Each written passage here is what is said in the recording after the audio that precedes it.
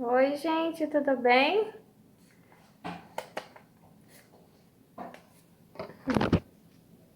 Oi, gente. Ó, vou continuar comentários do livro. Nunca é tarde demais. Você acha que já é tarde demais? Deus diz que não é, né? Estou falando da sua vida sentimental. Ezequiel 37. Para a sua vida sentimental, leia. Inscreva-se no canal, curta o vídeo, vem comigo. Onde eu parei, esse livro fala sobre a reconstrução de um casamento em meio à completa destruição. O esposo dela a traiu, saiu de casa para se casar com outra mulher. No final, descobriu que não queria essa mulher, né? Enjoou dessa mulher logo, mandou a amante dele, né? Pro marido dela, porque a amante dele era casada, era da mesma igreja da esposa dele, da Marilyn. Todas as pessoas, autoridades, tanto da igreja quanto não da igreja, terapeutas, diziam que o casamento deles não tinha mais jeito. Ele mesmo dizia que ele não queria, né? Ele saiu de casa, já estava fora de casa, voltou dizendo que não queria mais amante, né, dele, e que a tinha mandado de volta para o marido, e que o problema, na verdade, que ele descobriu é que ele sempre quis ser solteiro para sempre. Ele tinha saudade de ser solteiro, queria viver uma vida de solteiro, então ele queria ir para bares, beber, e ele começou a fazer isso com os amigos dele. E os amigos dele também eram casados e também estavam saindo de casa. Todos na mesma situação. Então, assim, ela não era a única mulher ali com o casamento em caos, desesperada. Havia outras também, as conhecidas delas, amigas, enfim. Uau, era muita gente envolvida nesse problema, né? E olha o que ela diz agora. Ela começou a orar, ela começou a declarar, né, algumas palavras sobre o casamento dela e os filhos dela. Porque ele também não aceitava as crianças, o problema dele não era só em relação a ela, também era sobre os filhos. Dentro de 2 semanas, desde o tempo que comecei a confessar a palavra de Deus em voz alta, meu marido voltou para casa. Louvo a Deus que me ensinou aquela lição e me ensinou rapidamente, ajudou-me a aguentar a barra nas tempestades que ainda estavam por vir. 2 semanas. Uau! Foi rápido, hein? Para ele que ia se casar de novo com outra mulher. Aí a gente entra na página 49, é o novo capítulo, capítulo 11, que diz: a ordem traz cura. Quando Michael voltou para casa, não foi de forma alguma da maneira como eu imaginava. Recapitulando um pouco, eu me lembro de um aspecto meio sórdido. E que não é nada romântico, nem nada moral, nada, enfim. Alguma coisa que ele diz para ela, né, sobre o porquê dele ter desistido do divórcio e da amante. Aqui no capítulo Palavras de Vida, na página 45, ela fala: Michael voltou para casa dizendo que iria pedir divórcio, que tudo havia acabado e que não havia mais nada que pudesse fazer. Não me queria, nunca quis e ia se casar com ela. Não, um pouquinho mais pra frente. Quero divórcio, quero ficar solteiro novamente, quero ir a festas, quero me divertir. Não, é um pouquinho antes. Ah, tá. Michael descobriu que o divórcio iria essa parte. O porquê dele não ter se divorciado da esposa ainda. Michael descobriu que o divórcio iria custar uma grande quantidade de dinheiro e que o tribunal iria dividir os nossos bens. Assim, ele mandou-a embora de volta ao seu marido em um outro estado. O marido dela estava morando fora, talvez por isso também ela aproveitava para trair, né? Olha o que ela diz aqui, que ela estava orando para que essa amante fosse para longe. E ó, que ela diz que ela orava, recitava o Salmo 35 que diz: sejam os inimigos como a palha ao léu do vento. Então ela orou isso, ó. Senhor, possa ela ser como a palha ao léu ao vento. Possa o Senhor soprá-la para algum outro lugar. Retire-a deste quadro para que possamos tratar deste problema. Então, assim, para que ela, junto com o marido, pudesse tratar da doença do casamento, porque parece que o casamento estava bem doente, como se fosse uma doença mesmo.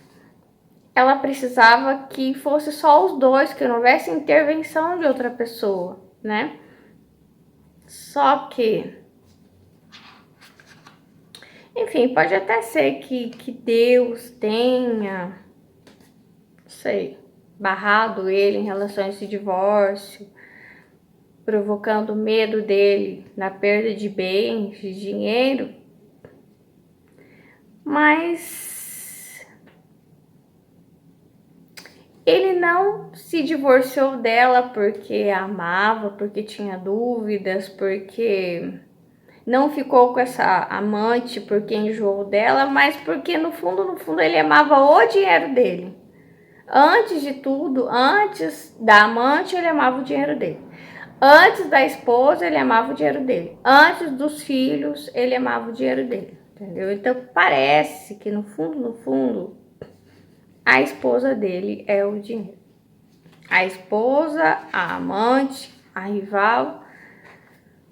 E aí, esse que é o problema.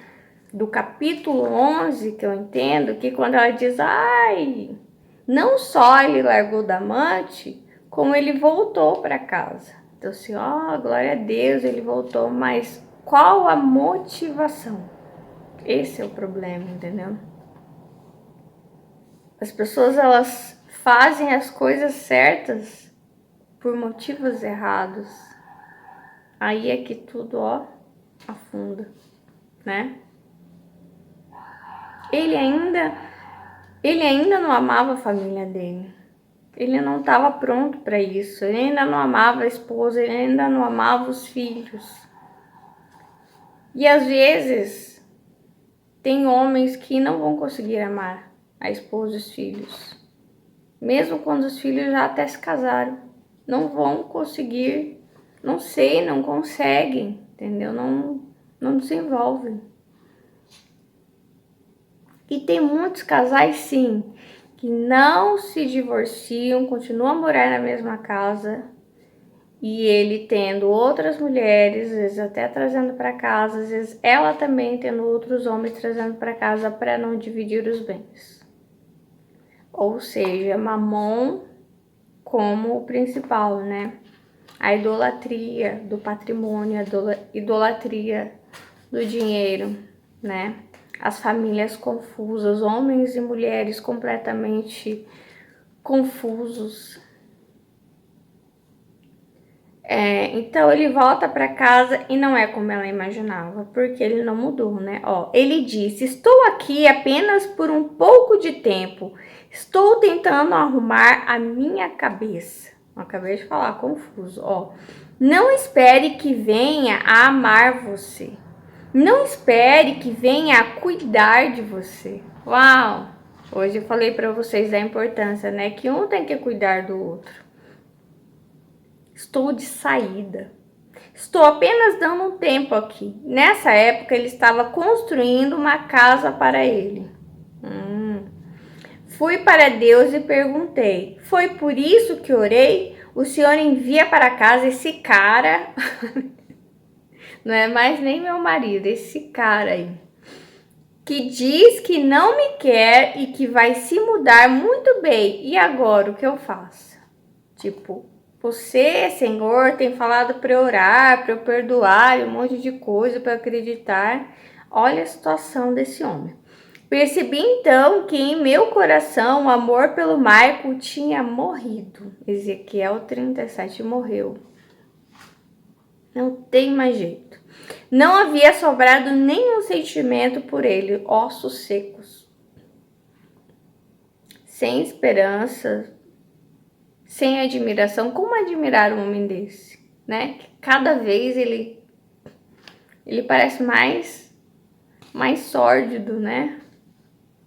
Tinha lutado tanto e por tanto tempo e permanecido e crido, e de repente lá estava ele e eu não sabia o que fazer. Simplesmente não queria ele à minha volta mais. Pensava, por que me preocupei? Fui para o Senhor novamente e perguntei, que faço agora? Que faço? Mesmo que o Senhor me dê Michael de volta, não sei se eu quero, Senhor.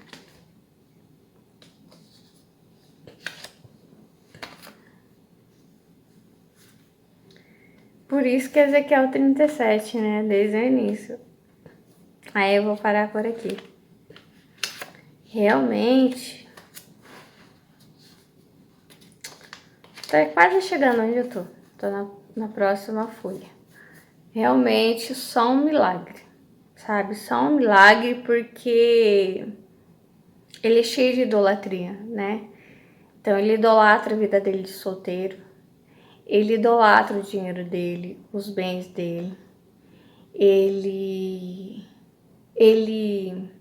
não dá nenhum valor à esposa, aos filhos, à família. Ele, em primeiro lugar, ele é completamente egoísta. Ele não é sacerdote do lar. Ele não é o cabeça. Ela é a cabeça. Entende? Aí é o problema desse casamento. Como que vai funcionar se ela é a cabeça? Ela não é a cabeça, ela é auxiliadora. Ela é Ezer. Ela veio para auxiliar ele. E se ele tá confuso, a casa inteira fica confusa, os filhos ficam confusos, eles vão crescer confusos. Ela vai ser uma mulher confusa. Ela não pode fazer o papel de marido, né? Não dá para ele trocar, ele ser a esposa. Eu não sei se tem algum problema dele da infância, né? Por que ele não... Quem que não gosta de criança, ainda da sua própria criança? Será que as crianças, duvido que não pareciam com ele, né?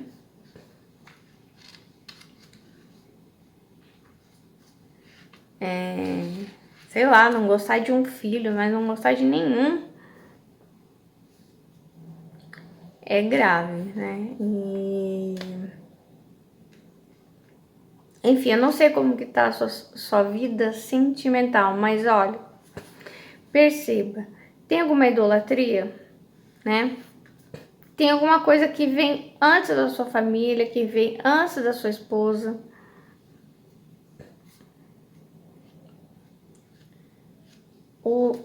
Ou é ele que tem, ou é ela que tem, né?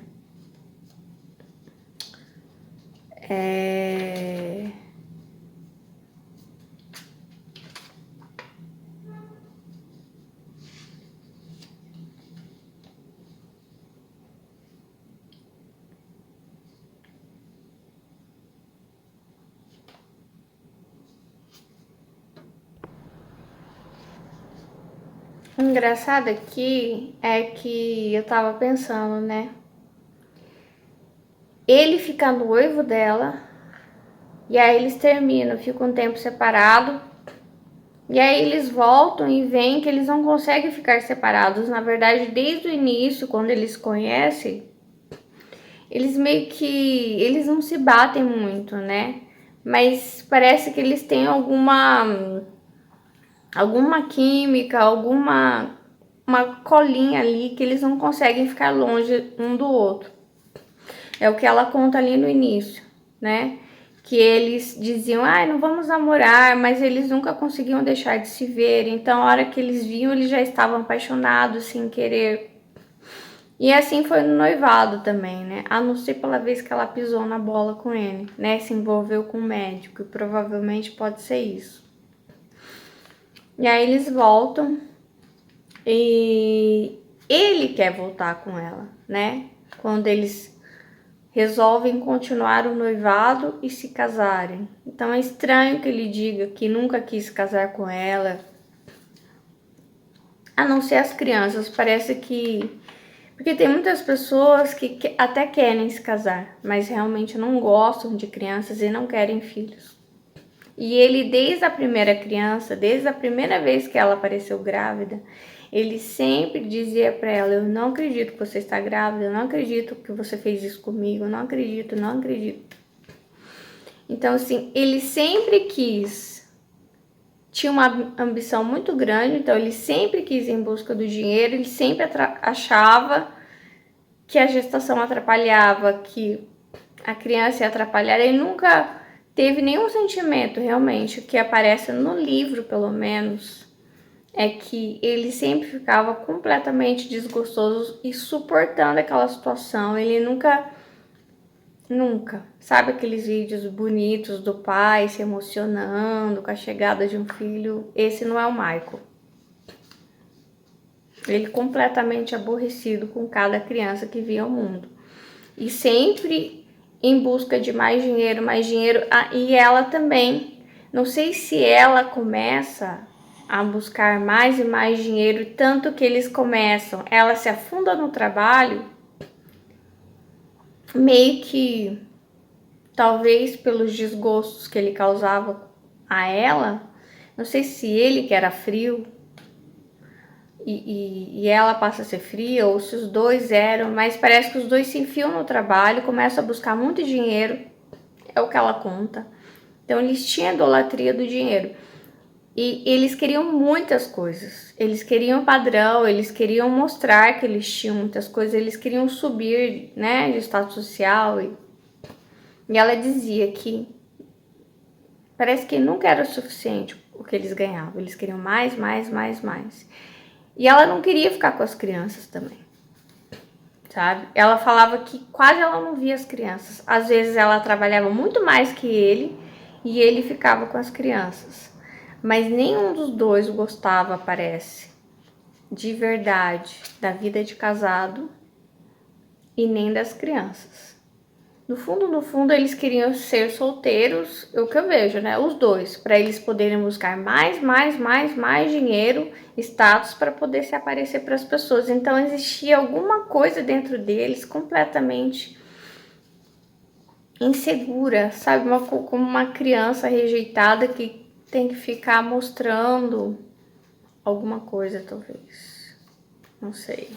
Eu imagino, só penso isso, que eles tinham, sabe? Não sei se eles foram pobres na infância e aí eles têm que mostrar através das coisas que eles têm valor para o mundo, se autoafirmarem. E os dois têm essa tendência, só que em algum momento Deus começa a falar com ela, tanto que é ela que vai para a igreja. E Deus começa a desfazer nela essa idolatria do trabalho e do dinheiro. Porque Deus falou para ela que ela não tinha tempo para o marido. O casamento dela estava afundando porque ela não tinha tempo. Eles não passavam... Eles não eram mais marido e mulher, né? E ela também praticamente nem era mãe, ela quase não via as crianças. Mesmo quando o bebê era pequenininho, ela tirava o leite e deixava na mamadeira. Ela não amamentava, sabe, os nenéns dela. E essa é uma idolatria que afunda, né, qualquer casamento.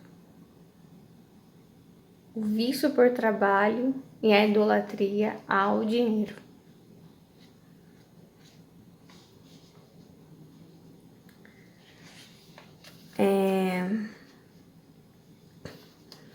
Me lembrei do Japão, sabe?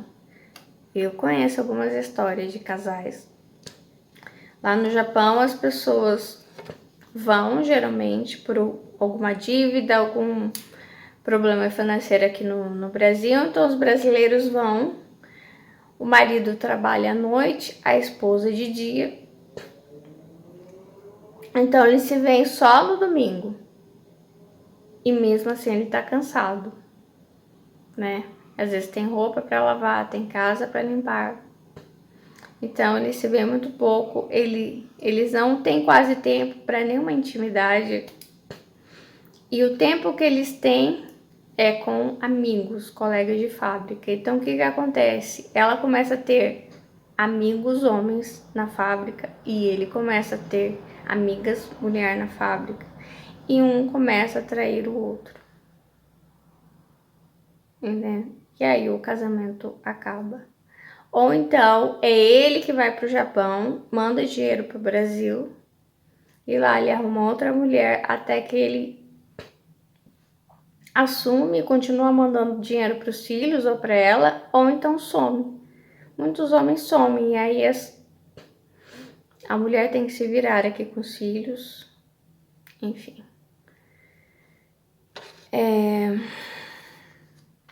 Eu me lembrei também períodos de guerra, né? Períodos de guerra era comum que muita infidelidade, né? Tanto dos homens que iam para a guerra, das mulheres que ficavam. Só que nós não estamos em guerra, né? Nós não estamos em guerra, então não há desculpas, enfim. É isso. Então, ore, Ezequiel 37, e deixe que Deus tire as idolatrias e fale com você a respeito do seu casamento. Tchau. Deus abençoe vocês.